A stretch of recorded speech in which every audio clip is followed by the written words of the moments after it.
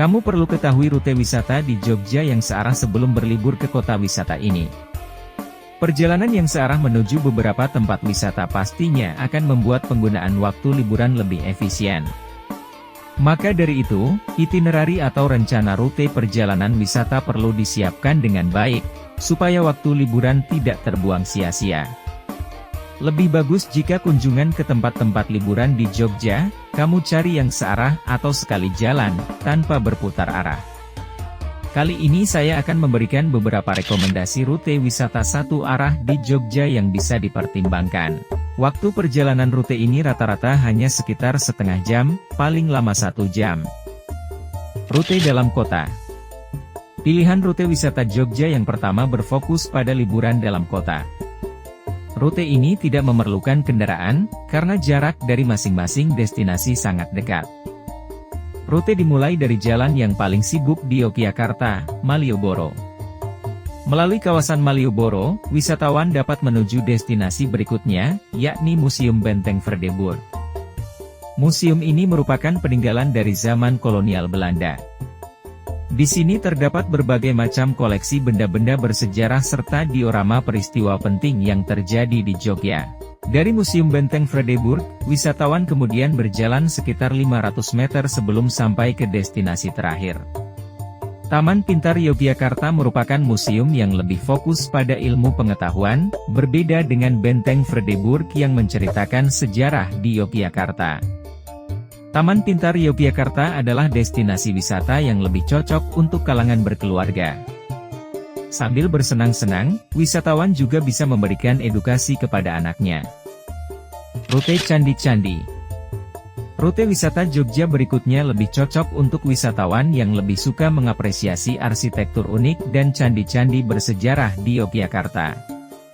Rute wisata dimulai dari Candi Prambanan. Prambanan merupakan candi yang sangat terkenal di tanah air setelah Candi Borobudur. Dari Prambanan, kemudian wisatawan bisa pergi ke Tebing Breksi. Tempat ini merupakan perbukitan kapur yang dibuat menjadi kawasan wisata karena dinding tebing memiliki ukiran wayang dan naga. Dari Tebing Breksi juga dapat melihat pemandangan kota Yogyakarta, Candi Prambanan, dan juga Gunung Merapi. Setelah Tebing Breksi, wisatawan bisa mengakhiri perjalanan di Candi Ratu Boko. Di sini, pengunjung bisa mendapatkan pemandangan matahari terbenam yang indah untuk dijadikan latar belakang foto. Rute Pantai. Untuk orang-orang yang lebih suka berlibur ke pantai, di Jogja juga ada pilihan rute wisatanya. Semua destinasi wisata pada rute ini adalah pantai yang pas untuk relaksasi dan melepas penat. Letaknya di selatan Jogja. Jarak tempuh rute ini dari pantai pertama ke pantai terakhir hanya kurang dari 13 km atau sekitar 29 menit perjalanan. Perjalanan pertama dimulai dari Pantai Pok Tunggal.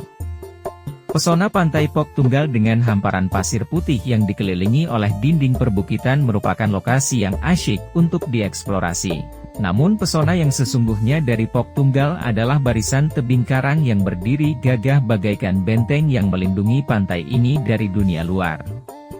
Kemudian dilanjutkan dengan mengunjungi Pantai Indrayanti. Tidak hanya berhiaskan pasir putih, bukit karang, dan air biru jernih yang seolah memanggil-manggil wisatawan untuk menceburkan diri ke dalamnya, Pantai Indrayanti juga dilengkapi restoran dan kafe serta deretan penginapan yang akan memanjakan wisatawan.